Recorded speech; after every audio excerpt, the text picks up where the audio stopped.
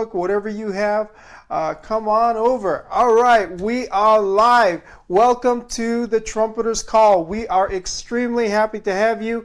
We have a lot of things going on. This is a ministry of Eric Newble Ministries, and I'm telling you, there are some power-packed things happening here. So the next few weeks, they are going to be extremely busy. All right, our Archbishop and Lady-elect Donna Du Bois, Archbishop Mark A. Wingfield Du Bois, Dr. Mark A. Wingfield Du Bois, and Lady-elect Donna Du Bois, they are going to be at a conference. They just were at a conference a couple of weeks ago, or a bishop was, and now both of them will be at another conference here, July 11th to the 13th, Stronger Together Family Conference. That is going to be in Holly Hill, Florida. Holly Hill, excuse me. I said Holy. It's Holly Hill. All right, Holly Hill, Florida. It is going to be a powerful time. And also, we have Elder Mary Jefferson out of Judah International. She is holding a conference, right? It is Extended Scepter. And, excuse me, that is my earpiece. I start getting a little too excited and my earpiece falls out. But they are having their conference. They are having their conference, Walking with Overflow. And our very own Elder Jackie Hendricks, Prophet Jackie Hendricks, is going to be speaking along with some other powerful women of God. You don't want to miss this. This is going to be this weekend here in Central Illinois. And our very own Montina McLean, the Well Conference, Waiting to Exhale. She is holding a conference. I'm telling you, Montina McLean knows how to pack a house out. Let me just tell you that. God has anointed her. She has some incredible connections all over Peoria. You don't want to miss this. It is going to be a powerful, powerful time. All right. Hey, Pastor Bernice, good to see you. Good to see you, Minister Ann. That is a powerful duo right there. Okay. And, of course, we've got our Vision Casters Conference. Vision Casters is coming next week, July 17th through the 19th. It is going to be a powerful time. Whatever your vision is, whether it's a business vision, a ministry vision, social mobilization, community, whatever God has put in your heart, our whole aim is to help you birth that. It is networthing kingdom resources. Networthing kingdom resources. We have some powerful speakers. You want to learn how you can net worth, not just network, right? But net worth yourself in the kingdom, right? So you want to come. By the way, we have day sessions. If you could, whoever's listening, Patience or Brian Culshaw, whoever, if you can, please go ahead and put that in there. We have Friday during the day sessions. Come on down to Jackson, Tennessee. You don't want to miss this. Come to Jackson, Tennessee. We will be there Thursday, Friday, Saturday, Sunday. So please come. There are going to be day sessions on Friday and Saturday. You don't want to miss this, okay? All right, so let's jump into it. Apostle Eric is talking about the spirit of compromise. Him and Sister Newble did a phenomenal job on Tuesday. If you didn't see it, you want to see that. That is going to be that is a powerful. I was very blessed. You want to make sure you watch that. Teacher Rebecca and Apostle Eric. Teacher Rebecca is just so practical and so balanced, so well versed in the Word. She has such an incredible way of putting things. And of course, our visionary, Apostle Eric. Apostle Eric's our visionary. Teacher Rebecca is our reasonary. So they are a powerful duo. You don't want to miss that. Okay, so let's jump into it. The spirit of compromise. You know, one of the things I loved about Teacher Rebecca, she talked about how she's when I say she was very balanced, she even said she is very balanced. She likes to see both sides, right? If you come to her, you're all upset about something, she's going to help you see the other side of it. Sometimes we get so focused on our side, but she will help you get a very balanced perspective. And she talked about both sides of the coin when it comes to compromise. So as I was praying and meditating for this about compromise, God took me to Matthew chapter 6. Matthew chapter 6 and verse 27 says, Which of you, by taking thought, can add 1 cubit unto his stature? Which of you, by taking thought, can add 1 cubit unto his stature? Now, what does that mean? Well, that word taking thought doesn't just mean thinking. What it actually means is care, anxious concern, or worry. Care, anxious concern, or worry. It means to divide or fragment. So when you're taking thought, what the Bible is saying is that when you're really over anxious, when you have anxious concern, when you're worried, what happens is your brain gets divided. It gets fragmented. So literally implies a divided mind or being pulled in different directions. Have you ever been so consumed with something? You ever been so worried about something or so concerned about something? You could be, with your family, you could be with your friends, and they're like, hey man, what's going on with you? And you don't even hear them. You're like, oh my gosh, I gotta do this. Usually I'm going through my list of things I have to get done, right? And they're like, hello, hey, Niel, you there? Hello?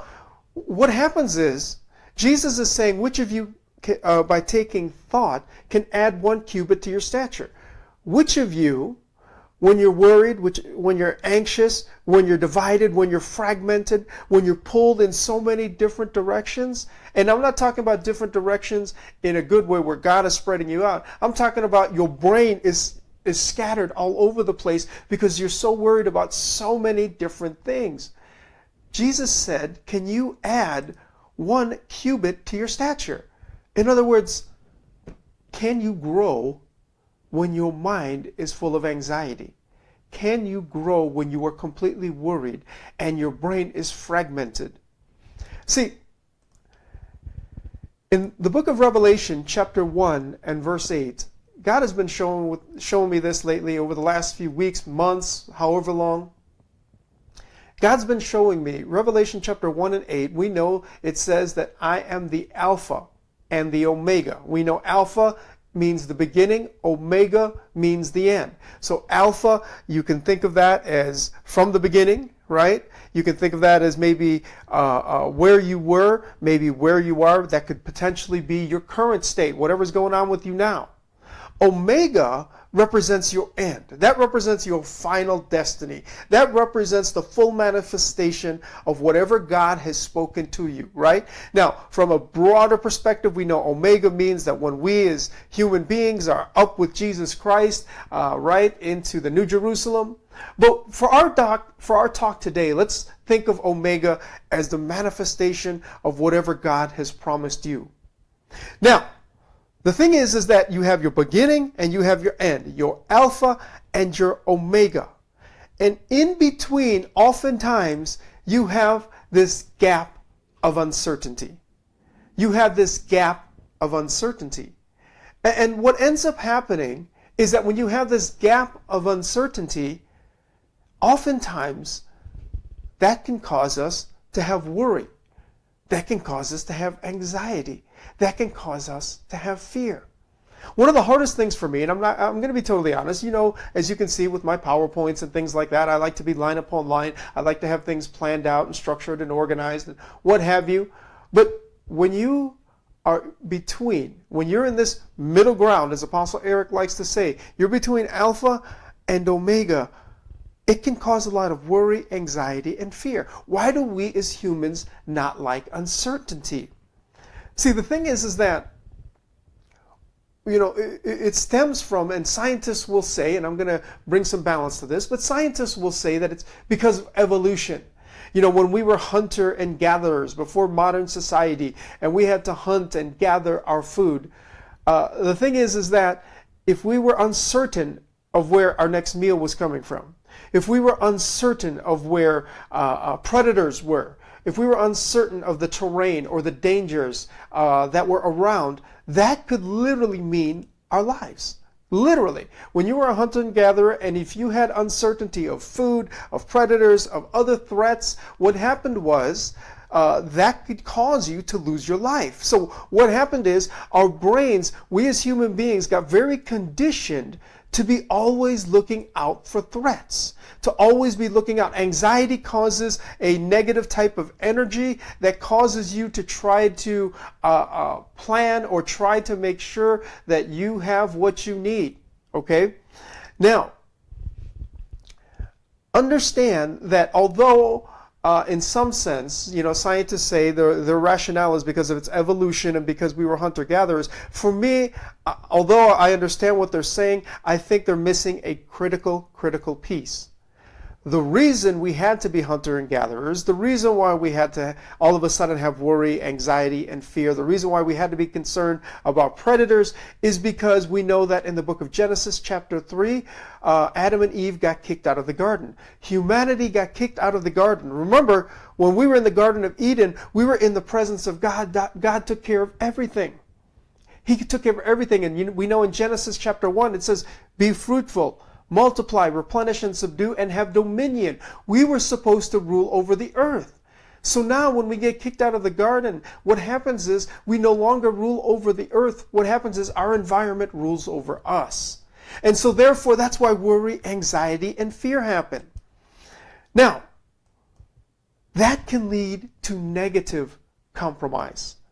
That can lead to negative compromise. When you're under a lot of stress, when you are full of anxiety, when you are full of fear, when you're full of worry, when you're full of anxiety, worry, fear, that can lead us to negative compromise. Well, what do you mean? Negative compromise refers to the acceptance of standards that are lower than is desirable. The acceptance of standards that are lower than desirable. Hey, Apostle Muriel, how you doing? Excuse me.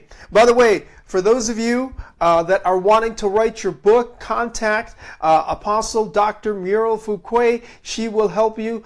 She has her company, You Will Grow, and I guarantee you, you hook up with her, you will grow. Your book will grow. So if you've got a vision in your heart to write a book, please contact Dr. Muriel. All right, so what are you getting at?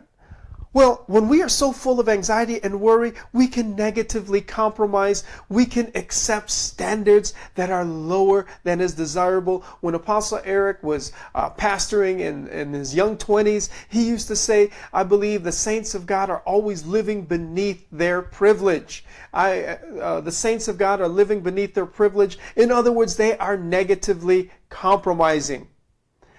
Now, the Lord spoke to me, and while I was meditating on this, and sometimes it's exciting sometimes to get the word, and you're like, oh wow, God spoke to me about this, God showed me this, oh, I got this revelation. But see, when God convicts you, all of a sudden there's not, at least for me, quite that excitement.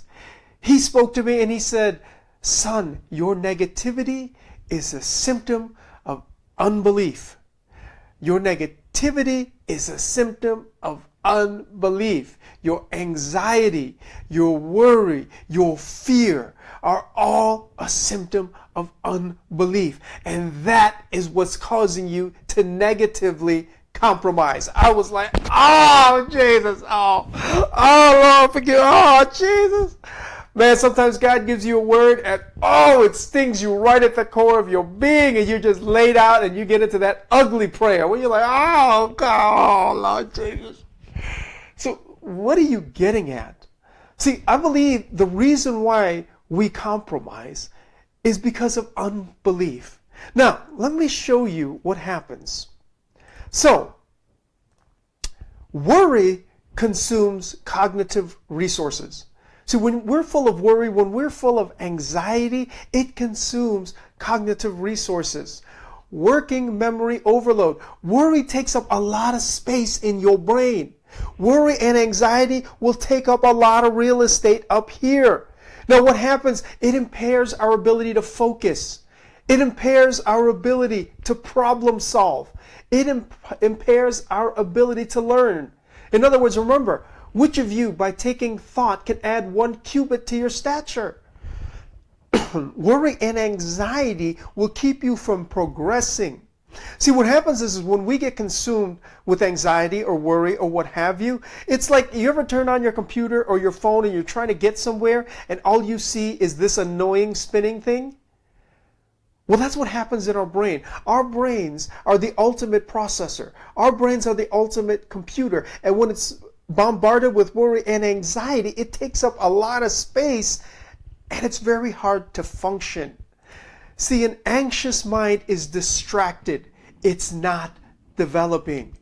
And there's research that shows that anxiety reduces performance on cognitive tasks due to mental noise. So what do you mean? Well, let me show you. This is what a normal brain looks like. This is what a normal human brain looks like. And then what happens is, if we get filled with anxiety, you can see how so much of your brain gets lit up in a bad way, like a Christmas tree. You see this thing called the amygdala?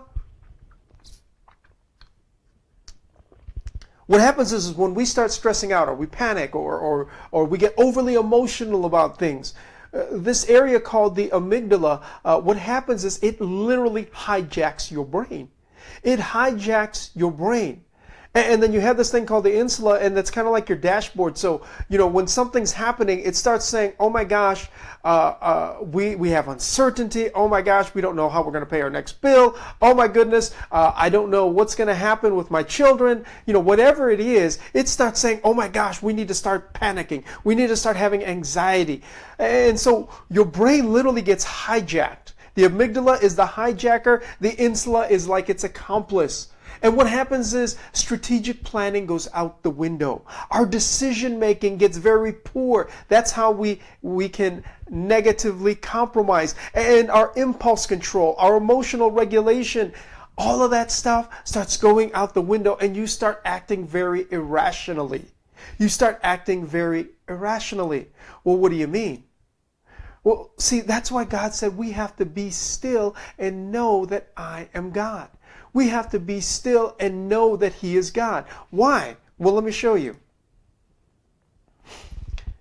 See, most of our fears, according to Stephen Kotler, he's a Pulitzer Prize winning author and journalist, he says this: most of our fears and most of our anxieties do not exist in the present.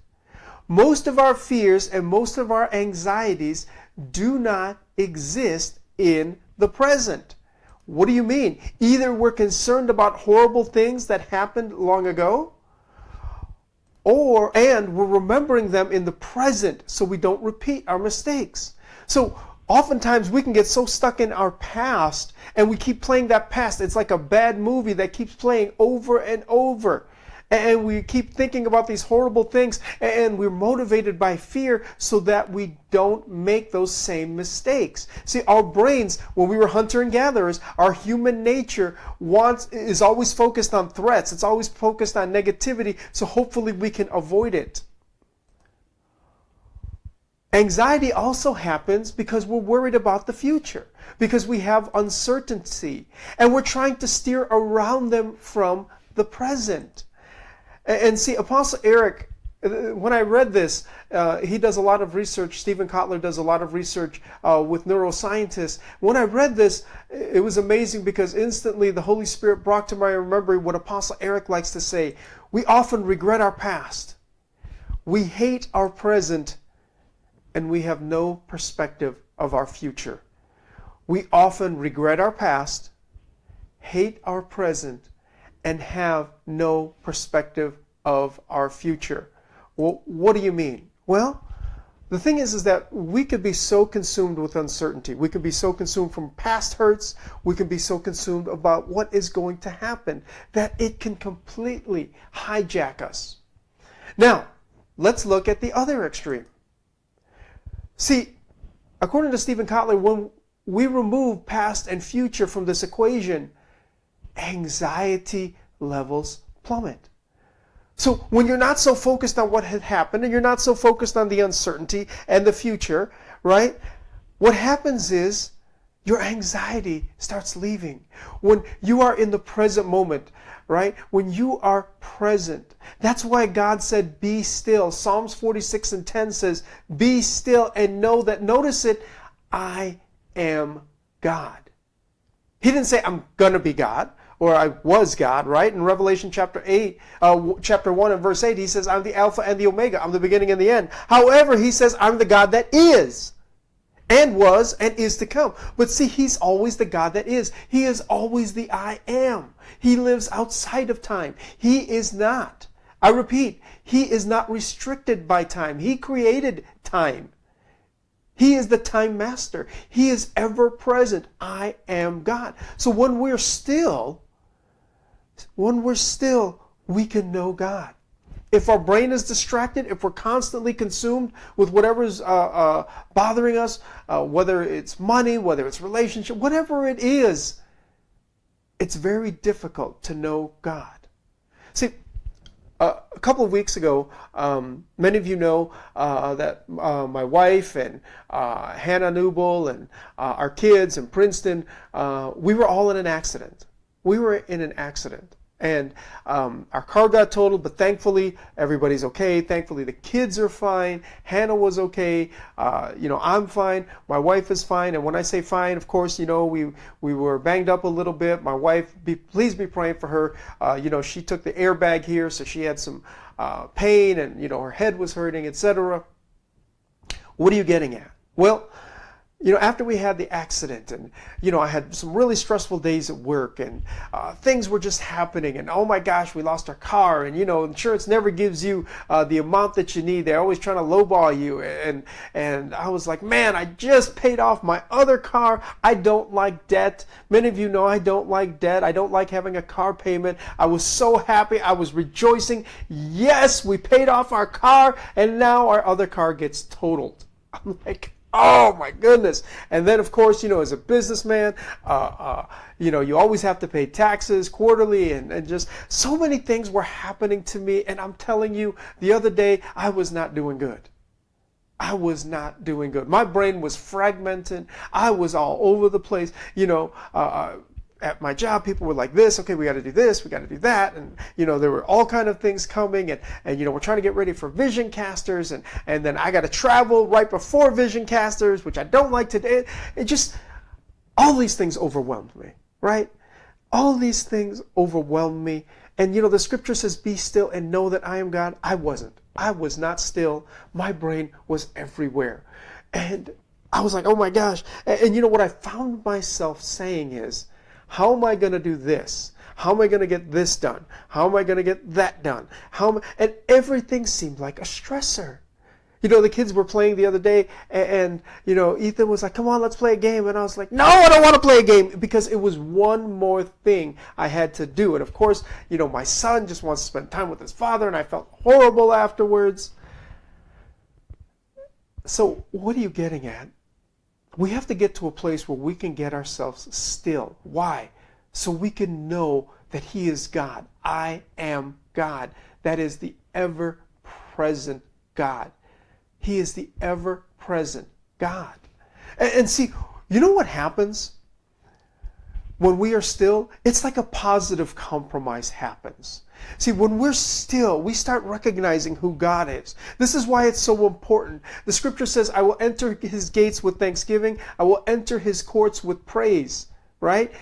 That's how we get into His presence, is by being thankful, by being grateful. Our brains naturally want to focus on all the negative things that are happening. And it takes some effort. It takes some conscious effort. It takes getting in the Spirit. It takes us yielding to His Word, by being still and knowing that He is God, by offering up thanksgiving, by offering up praise, by thanking God for all the wonderful things He is doing. See, God showed me that, I will enter His gates with thanksgiving. I will enter His courts with praise. We know Bishop does a lot of teaching about the outer court, the inner court, Holy of Holies. See, when we're negative, we've compromised ourselves, and we're not even in the outer court. I will enter His gates with thanksgiving and His courts with praise. That's the outer court. If you are in a negative state, like I was, if you are in constant worry and anxiety, you're not even in the inner court. We have compromised our position as Christians, as sons and daughters of God. But when we do become still, when we literally almost have to force ourselves to stop worrying about this, stop worrying about that, and we can just focus we can be still and know that I am God. And see, here's the positive compromise that happens. See, God is the ultimate project manager. God is the ultimate engineer. What do you mean by that? See, when we become still, something happens. It's a spiritual phenomenon, but it starts invading our emotional realm. It starts invading our mental realm and also our physical realm. It starts infiltrating. Well, what do you mean? Physiologically, what happens is stress hormones, they're flushed from the system. We remove past and present. We understand that God is the I am. We are mindful of who He is. Our body starts flushing ourselves of stress hormones, and it's replaced by mood-altering chemicals like dopamine. See, what do you mean? See, science is finding this stuff out. But see, God created us this way thousands upon thousands of years ago. So science is thousands and thousands of years behind the Bible. See, when we are still and know that He is God, our body starts undergoing a transformation. And you know what happens is, since good mood increases our ability to find far-flung links between ideas, creativity spikes as well. See, God is, we call it Elohim bara. See, in the beginning, God created. Elohim means God in the Hebrew, and bara means create. See, we were created to be creative beings, but if we are under so much stress and anxiety, our creativity, our ability to problem solve, our ability to think, all that goes out the window and we're hijacked. But if we're still, our body starts undergoing, our emotions, our mind, our entire being starts getting flushed of that negativity, flushed of the things that make us compromise. And all of a sudden, God starts filling us with dopamine, filling us with other chemicals, and we can start seeing the incredible creator that is Elohim bara. See, when I read this, I laughed because Apostle Eric has been talking about meditation and manifestation. Meditation, getting in His presence. Meditation, I will meditate on His word day and night. Well, we start consuming our brains instead of using our brain real estate for worry and anxiety and all the negative things that can happen to us, but we start meditating on the word of God. We start meditating on Him. All of a sudden, things start manifesting. See, the thing is when we're worried, anxiety narrows. It compromises our perspective. Anxiety will compromise our perspective. And see, that leads us to tunnel vision. Worry leads to a cognitive bias towards threat, making it harder to see positive outcomes or think creatively. If we are still, if we can meditate, if we can understand that He is the I am that I am, we can be creative. If we are under so much stress, it's very difficult to see outcomes. It's very difficult to see creatively. And anxiety is linked to attentional bias towards negative stimuli. I've read research that says that our brains are like Velcro for negativity. See, instead of expanding our view, Apostle Eric likes to say, think broader. What happens is anxiety will narrow our perspective, limiting emotional and mental growth, which leads to negative compromise. If you don't believe me, in the book of Exodus chapter 14, it says, is not this the word that we did tell thee in Egypt, saying, let us alone that we may serve the Egyptians? So Moses is delivering them. Moses is bringing them out of Egypt, out of slavery, out of bondage. And they get to the Red Sea. And when they get to the Red Sea, their perspective is very narrow. And they said, didn't we tell you, Moses, leave us alone, that we can continue being in bondage? And then here's the kicker. They said, hey, it would have been better for us to serve the Egyptians than that we should die in the wilderness. They were like, Moses, you delivered us, you're our deliverer, but now we're just going to die out here in the wilderness. It would have been better for us to serve the Egyptians. They're lying. No, it would not have been better for you to serve the Egyptians. How can you say that? How can you say, well, the Egyptians were lying? Well, in the book of Exodus chapter 3 and verse 7, God came up to him and said, the Lord said, I have surely seen the affliction of my people, which are in Egypt. I heard their cry by reason of their taskmasters, for I know their sorrows. They were praying to get delivered. They were praying to get delivered. What do you mean? They're like, hey, you know what? It would have been better for us to be in bondage. It would have been better for us to be Egypt. We know Egypt represents the world. It would have been better for us to be out there. No, it wouldn't have. You kept praying and asking God to deliver you from this bondage. And now all of a sudden your perspective is like this.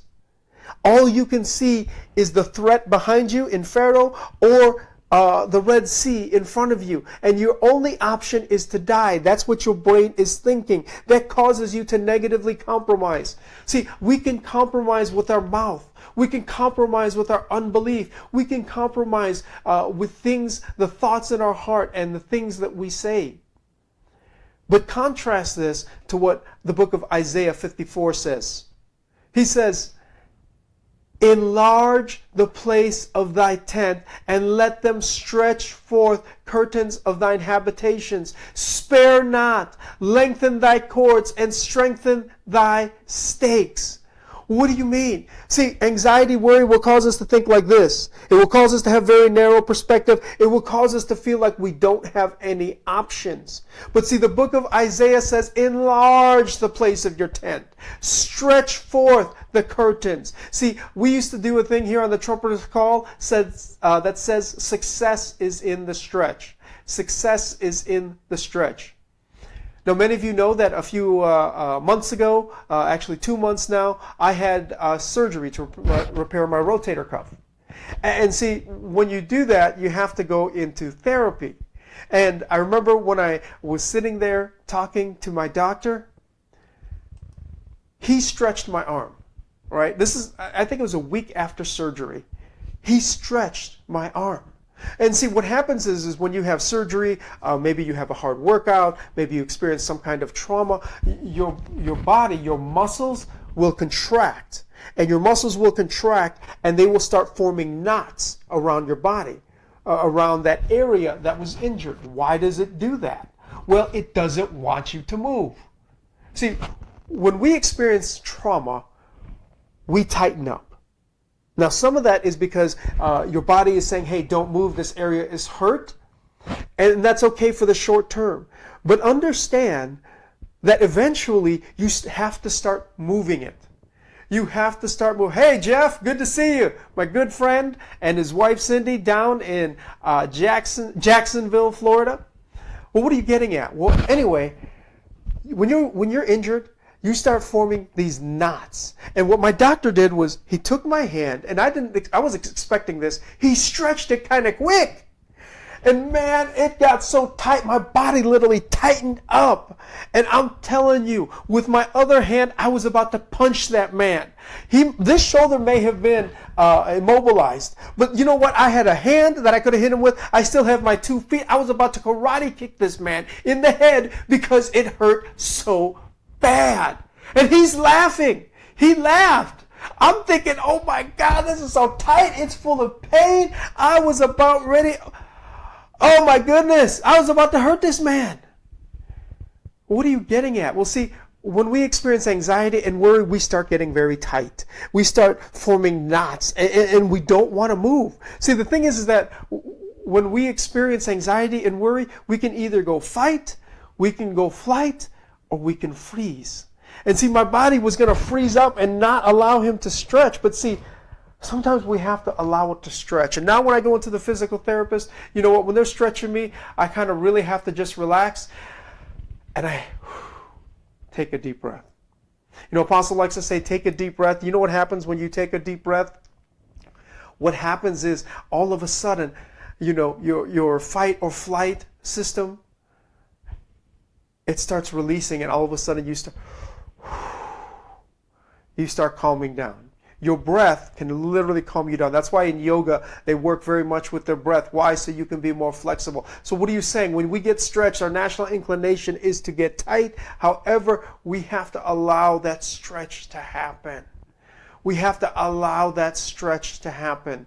And so when we start stretching, when we allow God to stretch us, what happens is For thou shalt break forth on the right hand and on the left. You can see now I can raise my hand. I can't raise it all the way, but this is way farther than I could raise it before. You shall break forth on the right hand and on the left, and thy seed shall inherit the Gentiles and make the desolate cities to be inhabited. When we encounter stress, when we encounter problems, when things happen, we've got to get into his presence. We've got to take a deep breath. We've got to be still in him. We've got to know that he is God. See, I was talking with Apostle Eric the other day, and I was telling him how I was going through all this difficulty. And then I shared with him, the Lord spoke to me. He said, look, son, I am the Alpha. I am the Omega. I'm the Alpha. I am the Omega. I am the Omega. I am the end. I am your destiny. And guess what? Not only am I your beginning and your end, not only am I your Omega, but I am your Alpha and Omega, even when you are in the middle. Even when you're facing uncertainty. Even when you don't know how things are going to work out. God said, I am the Alpha, I am the Omega, even when you are in the middle. Saints, there is an ultimate compromise that we can make. There is an ultimate compromise that God made to us. What do you mean? Whatever God has spoken to you, whatever God has promised to you, you may not see a way how it is going to happen. Hey, Elder Lafayette! Elder Lafayette would have passed out. See, the thing is that God made a promise to us. He made a compromise with us before the foundation of the world.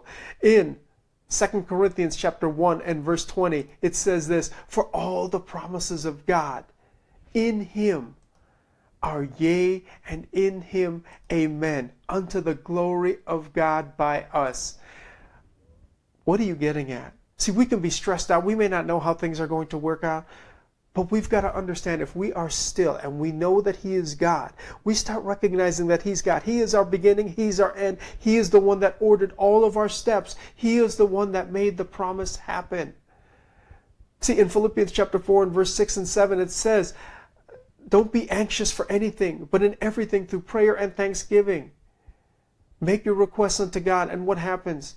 And the peace of God, in the New International Version says, will guard your hearts and mind. When we are still, when we seek the face of God, we can start knowing who he is. And we know that if he made a promise to us, he made a compromise before the foundation of the world, that he will work it out.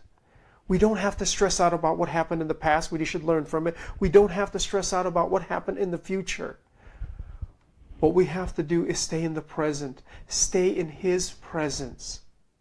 And what happens is we start recognizing that he is the God in uncertainty. That he is the God even when we're in the middle. That he is the God that made the ultimate compromise for us. God bless you, saints. Brian, if you're there, please go ahead and blow the trumpet.